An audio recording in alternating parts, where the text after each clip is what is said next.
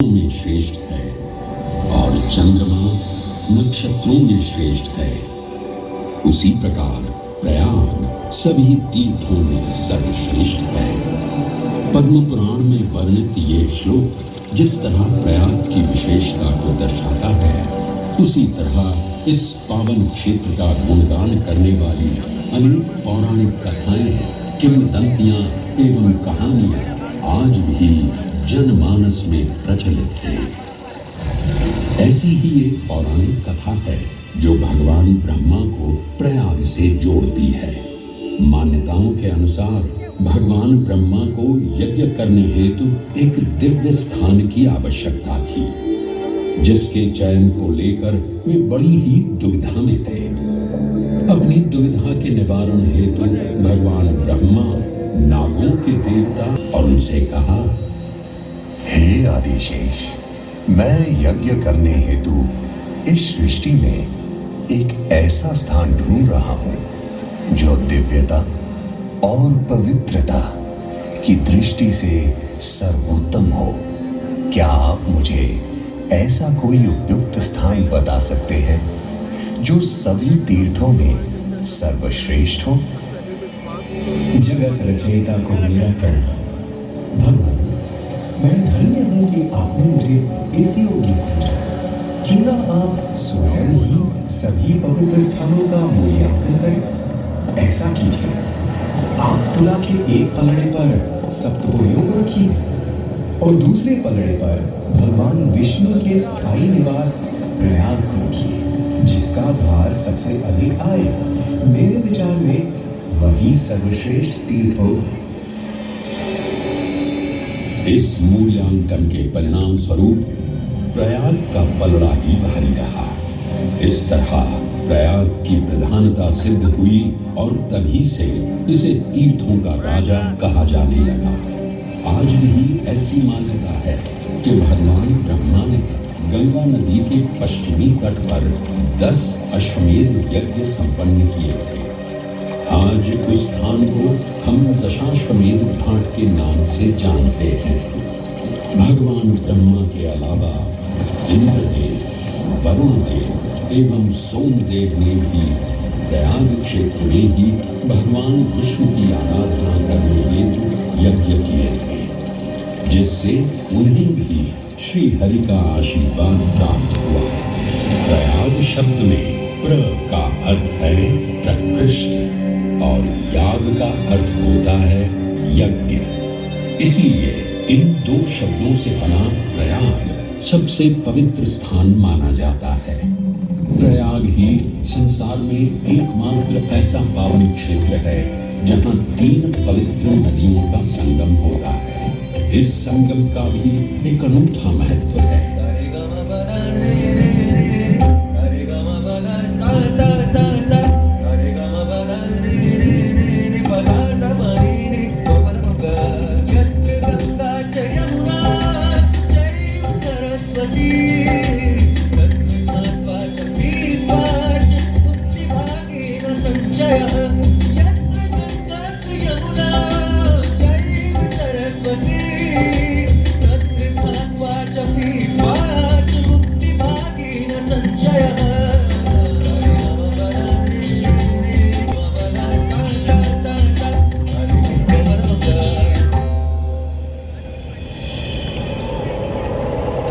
प्रयाग में गंगा, यमुना और सरस्वती जैसी 3 सबसे पवित्र और पूजनीय नदियों का दिव्य संगम होता है। इन नदियों के संगम में स्नान करने एवं संगम का जल ग्रहण करने से मनुष्य मुक्ति का अधिकारी बन जाता है और इसमें किंचित भी संदेह नहीं है। ब्रह्म पुराण में ब्रह्मा जी भी कहते हैं कि प्रयाग में सरस्वती जी अदृश्य रूप में आकर गंगा जी से मिलती हैं। इसलिए इस क्षेत्र को सरस्वती तीर्थ संगम भी कहा गया है। सरस्वती नदी के अदृश्य रूप से मिलने के पीछे भी एक पौराणिक कथा सुनने को मिलती है।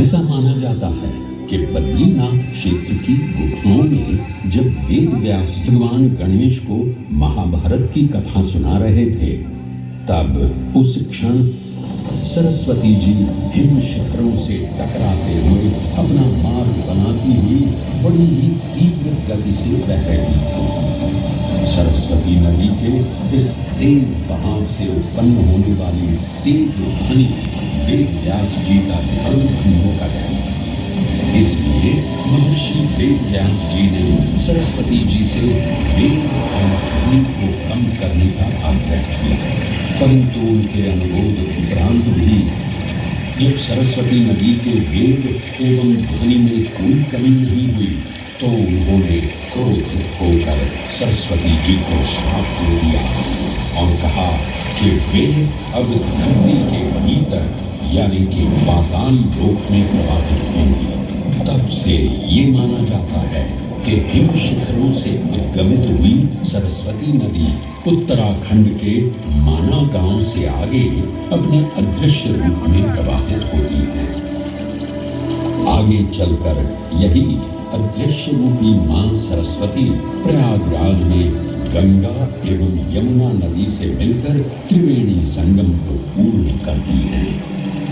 ये प्रयाग नगरी पवित्रता का उद्गम है, जिसके अंश हमें वेदों एवं पुराणों में भी मिलते हैं, जिनमें वर्णित है सुरों असुरों द्वारा हुआ समुद्र मंथन। अमृत प्राप्ति के लिए सुरों और असुरों ने एकजुट होकर क्षीर सागर का मंथन किया, जिसके संदर्भ में पुराणों में विभिन्न कथाएं देखने को मिलती हैं। उन्हीं कथाओं में एक कथा महर्षि दुर्वासा और इंद्रदेव से संबंधित है। इस कथा के अनुसार ऋषि दुर्वासा ने इंद्रदेव से प्रसन्न हो उन्हें पारिजात पुष्पों की एक दिव्य माला भेंट की, जिसे इंद्रदेव ने साधारण पुष्पों की माला समझ स्वयं धारण न कर उसे अपने वाहक गजराज ऐरावत के मस्तक पर रख दिया।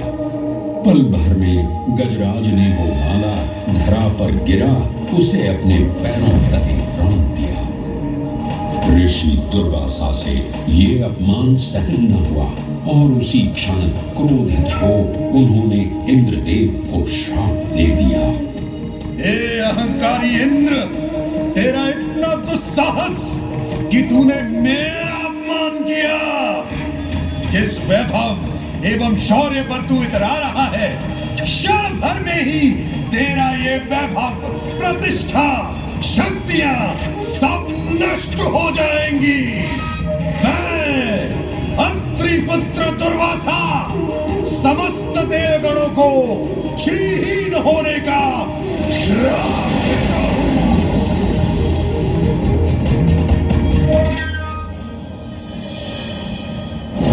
इस श्राप के परिणाम स्वरूप स्वर्गलोक से लेकर वैकुंठ धाम तक का सारा वैभव चला गया।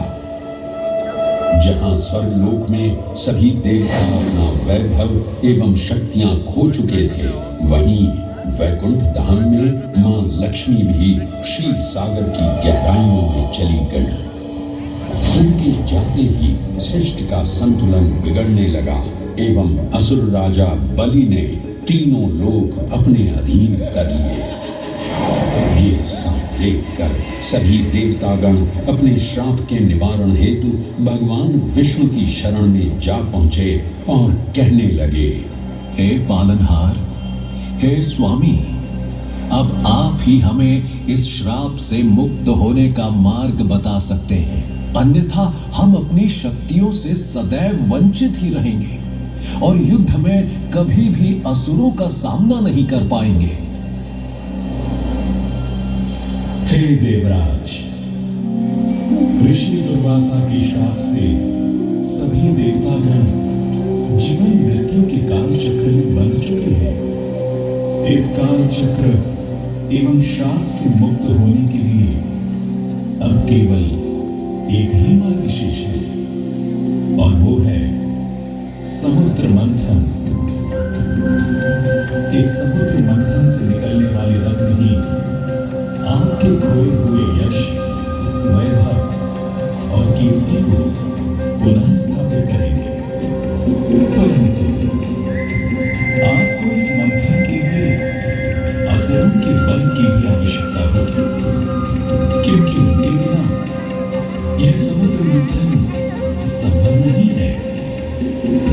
जैसी आपकी आज्ञा प्रभु। हम असुरों के साथ समुद्र मंथन करने के लिए तैयार हैं। देवताओं और असुरों ने एक मत होकर क्षीर सागर का मंथन करना स्वीकार किया। जहां मंदार पर्वत मथनी के रूप में आए तो वहीं वासुकी नाग को नेति की भूमिका मिली। भगवान विष्णु ने स्वयं कुर्म अवतार धारण कर मंदार पर्वत को उसका आधार प्रदान किया। क्षीर सागर को मथना शुरू किया गया और 14 रत्नों में सबसे पहले हलाहल विष उत्पन्न हुआ। उस विष के प्रभाव को कोई भी देवता या असुर सहन करने में समर्थ नहीं थे। इस कालकूट विष से सृष्टि का विनाश हो सकता था। इसीलिए इस आपदा से बचाने स्वयं देवों के देव महादेव प्रकट हुए और उन्होंने इस विष का पान किया। ये सब देख मां पार्वती ने विष को भगवान शिव के कंठ तक ही रोक दिया। इस कालकूट विष के प्रभाव से महादेव का कंठ नीला पड़ गया और तभी से उन्हें नीलकंठ के नाम से भी जाना जाने लगा।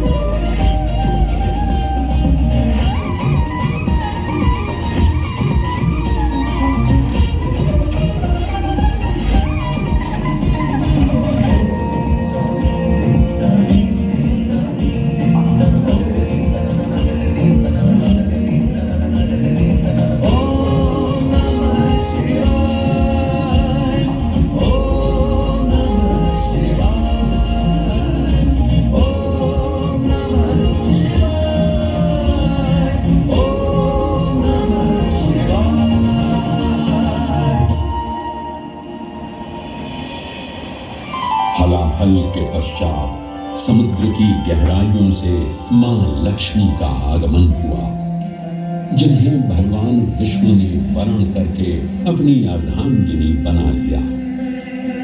इसके पश्चात समुद्र मंथन से एक एक कर कामधेनु गाय, पारिजात वृक्ष, चंद्र, कल्प वृक्ष, अपार सुंदर अप्सराएं, गंधर्व, शंख, उच्चैःषवा, वारुणी एवं कौस्तुभ मणि जैसे अनेक रत्न उत्पन्न हुए। लेकिन सभी को जिस रत्न की सबसे अधिक प्रतीक्षा थी, उस रत्न का निकलना अभी बाकी था।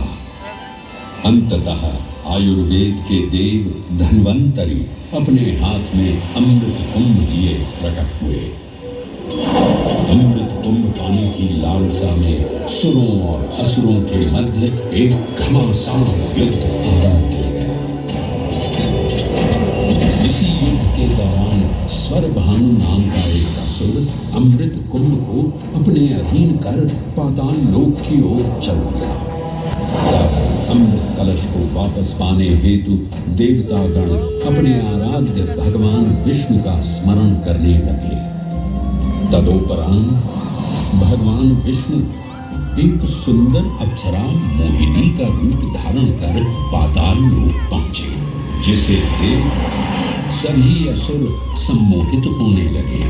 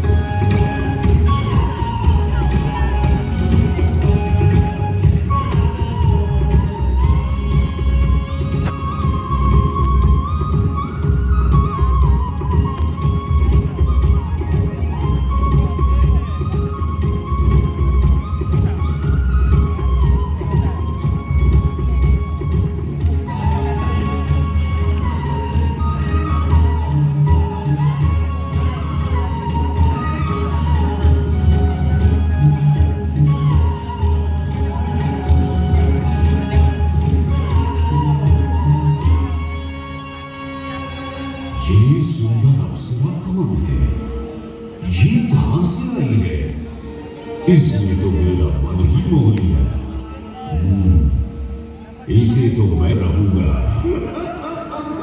इस सुंदर अप्सरा ने तो हम सबको सम्मोहित कर लिया है। हे सुंदरी, तुम कौन हो और यहाँ क्यों आई हो?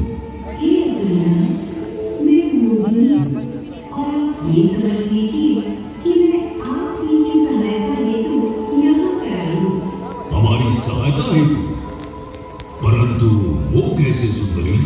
मैं आपको ये याद कराने आई हूँ कि अमृत की असली शक्ति और गुण तो कलश के तल में विद्यमान है, जबकि ऊपर तो केवल जल मात्र है, जिसके ग्रहण करने से ज्यादा कोई लाभ न होगा। आप सभी इस अमृत को वेदिका के साथ पान लीजिए। आखिर आप सभी ऋषि कश्यप के ही तो पुत्र हैं। वेदिकाओं के साथ अमृत बांटने से एक तो आपका वैभव बढ़ेगा और दूसरा जो अमृत का फलदायक भाग है उसे आप भी ग्रहण कर सकेंगे। हे मनमोहिनी, तुम सत्य ही कह रही हो, परंतु अगर हमने ये अमृत कलश देवताओं को दे दिया तो क्या पता वे सारा अमृत स्वयं ही ग्रहण करें और हम सभी असुर इससे वंचित ही रह जाएं। आप निश्चित रहिए, ऐसा कदापि नहीं होगा। मैं स्वयं ही सभी सुरों और असुरों को अमृत पान करवाऊंगी और साथ ही साथ ये सुनिश्चित भी करूंगी कि अमृत का फलदायक भाग आप सभी को ही प्राप्त हो। बस फिर क्या था, भगवान विष्णु की अपरंपार लीला आरंभ हुई। जहां एक ओर सभी देवतागण विराजे तो वहीं दूसरी ओर सभी असुर। मोहिनी रूप धारण भगवान विष्णु एक एक कर सभी देवताओं को अमृत पान करवाएंगे, जिससे वे पुनः अपनी शक्तियां प्राप्त कर सकें।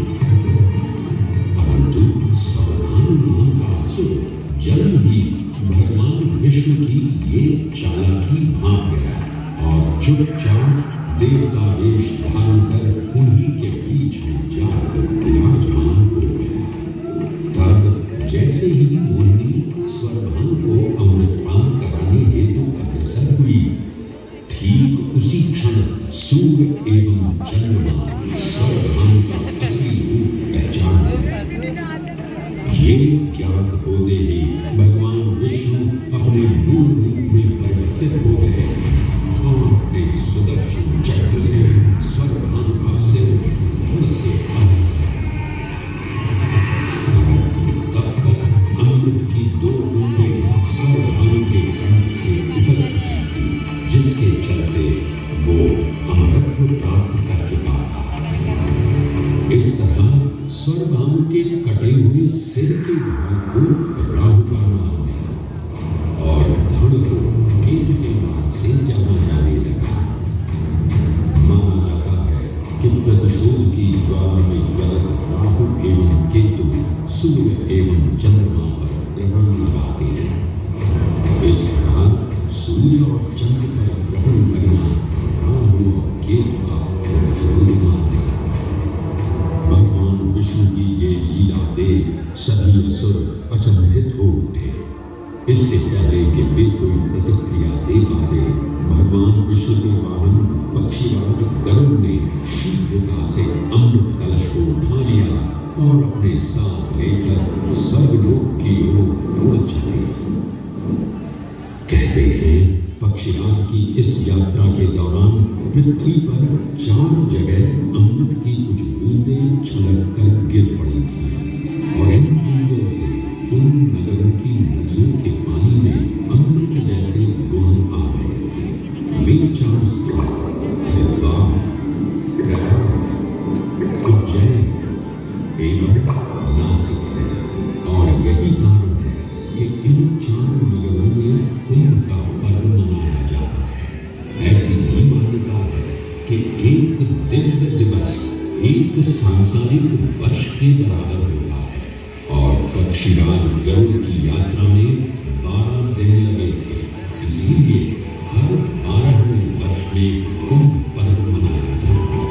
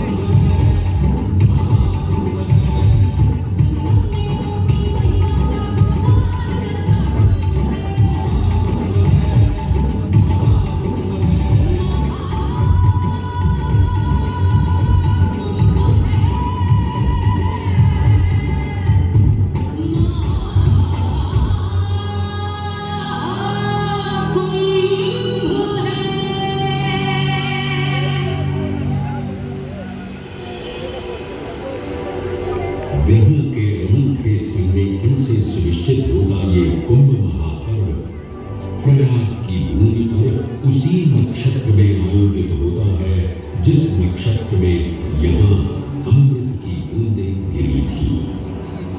गणनाओं के अनुसार जब बृहस्पति वृषभ राशि में और सूर्य चंद्रमा मकर राशि चक्र में प्रवेश करते हैं, तब प्रयागराज में कुंभ पर्व आयोजित किया जाता है। सनातन धर्म की प्राचीनतम धरोहर माना जाने वाला ये कुंभ पर्व भारत ही नहीं बल्कि विश्व भर से आए करोड़ों श्रद्धालुओं का स्वागत करता है। कुंभ पर्व केवल एक पर्व ही नहीं बल्कि एक तीर्थ का अवसर भी है, जहाँ लाखों करोड़ों श्रद्धालु कल्पवास के नियमों का पालन करते हैं। पौष पूर्णिमा से लेकर माघ पूर्णिमा तक चलने वाले कल्पवास के दौरान तीर्थालु सांसारिक सुखों को त्याग कर तपस्वी संतों की तरह कुटिया में रहते हैं। उनकी दिनचर्या ब्रह्म मुहूर्त में गंगा स्नान से शुरू हो संध्या वंदना और भजन कीर्तन जैसे आध्यात्मिक कार्यों के साथ रात्रि तक समाप्त होती है। श्रद्धालु दिन में केवल एक ही बार भोजन ग्रहण कर मानसिक रूप से धैर्य, अहिंसा और भक्तिभाव में लिप्त रहते हैं। ऐसी मान्यता है कि जो कल्पवासी मोक्ष की अभिलाषा लिए कुंभ पर्व में कल्पवास के नियमों का पालन करते हैं, उन्हें मोक्ष अवश्य ही प्राप्त होता है। पारंपरिक रूप से इस आध्यात्मिक पर्व की औपचारिक शुरुआत का श्रेय 8वीं शताब्दी के हिंदू दार्शनिक और संत आदि शंकराचार्य को दिया जाता है। उन्होंने न केवल 4 पवित्र मठों पुरी, श्रृंगेरी, द्वारका और बद्रीनाथ की स्थापना की थी, बल्कि सन्यासी परंपरा को जीवित रखने हेतु 10 नाम सन्यासी व्यवस्था का गठन भी किया, जिसके अंतर्गत निर्वाण, अटल, निरंजन, आनंद, जूना, आवाहन और अग्निसात नामक 7 अखाड़े निर्मित हुए। आदि शंकराचार्य का उद्देश्य शास्त्रों के ज्ञान को आपस में साझा कर सनातन धर्म के दार्शनिक आधारों को सुदृढ़ और परिपक्व करना था। अगर धर्म की सभी शाखाओं को संगठित रखने हेतु आदि शंकराचार्य ने प्रयाग की भूमि पर कुंभ पर्व को पुनः आयोजित किया। आज के इस दौर में कुंभ पर्व की महत्ता का अनुमान इसी बात से लगाया जा सकता है कि यूनेस्को द्वारा मानवता की अमूल्य सांस्कृतिक विरासत की प्रतिनिधि सूची में इस पर्व को शामिल किया गया है।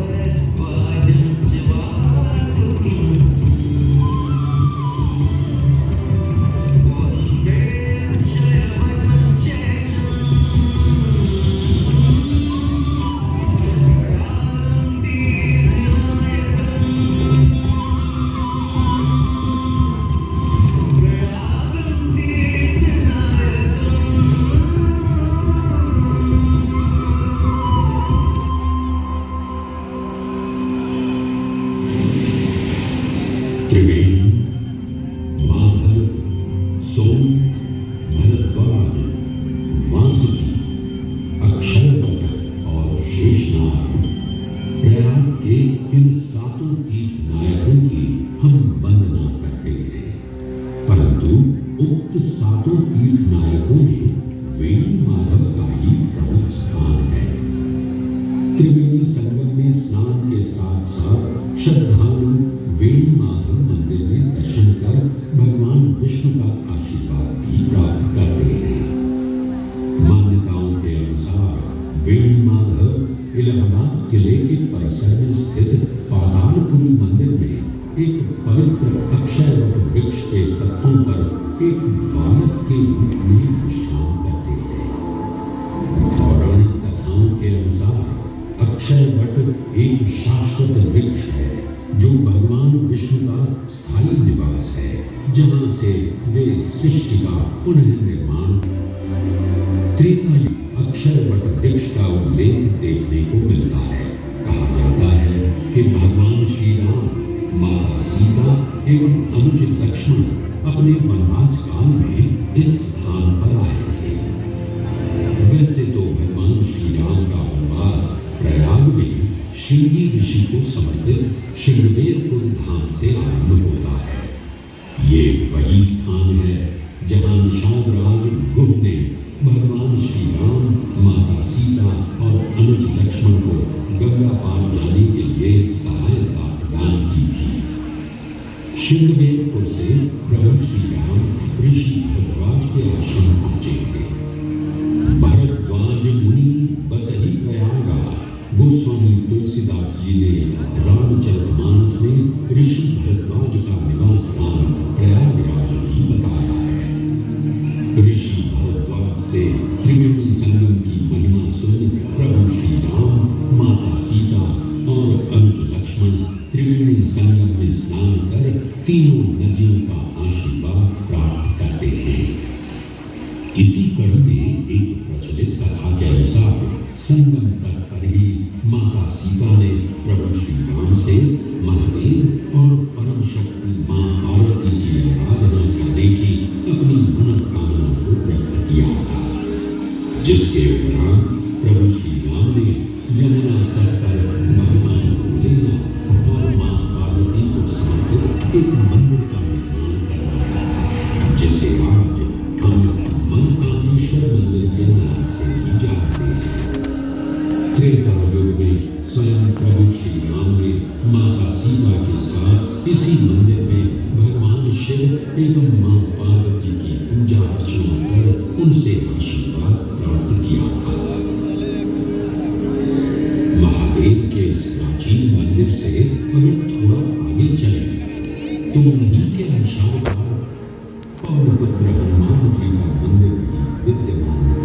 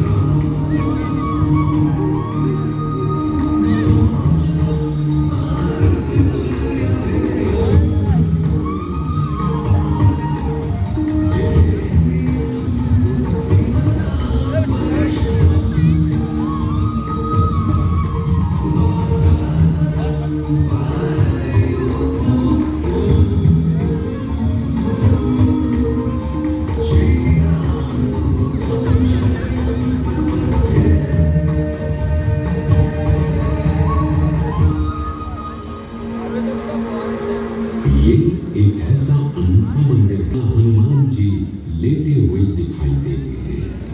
गाँव की माने तो हनुमान जी के आदेशानुसार हनुमान बाबा को इस तट पर उत्खनन करते समय हनुमान जी की एक दिव्य मूर्ति प्राप्त हुई थी, जिसके फलस्वरूप आज यहाँ बड़े हनुमान जी का मंदिर है। इस चमत्कार से विस्मयाभिभूत हुए बाबा बागंबरी ने हनुमान जी की सेवा में अपना जीवन समर्पित कर दिया। आज भी इस मंदिर की देखरेख का कार्यभार बागंबरी गद्दी ने ही संभाल रखा है। पुराण एवं अनेक धार्मिक ग्रंथों में वर्णित प्रयाग क्षेत्र के कौशाम्बी का उल्लेख देखने को मिलता है। कौशाम्बी प्राचीन भारतीय वत्स मार जनपद की राजधानी थी।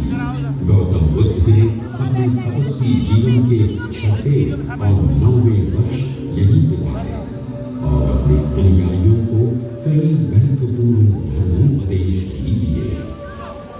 बौद्ध धर्म से अगर जैन परंपरा की ओर चले तो ऐसी मान्यताएं आज भी प्रचलित हैं कि प्राचीन तीर्थंकर ऋषभदेव ने भी वत्स देश में ही ज्ञान प्राप्त किया। इसके अलावा